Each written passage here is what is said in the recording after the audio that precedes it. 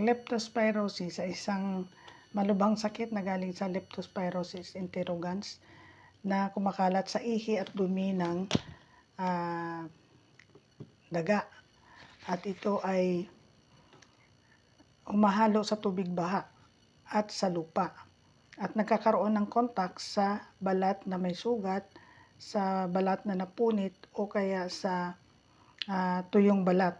Ito ay hindi nakakahawa sa tao at ito pwede manggaling sa aso, sa baboy at sa baka.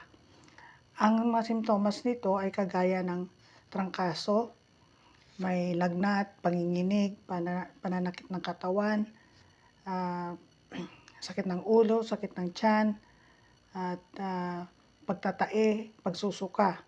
At pagka mayroong komplikasyon, maaari itong magkaroon ng jaundice or paninilaw ng katawan at mata, masakit na pag-iihi, at kulay ng ihi ay parang tsaa at walang ganang kumain. Ito ay maaaring mapagkamalang trangkaso or dengue fever. At paano ito iwasan?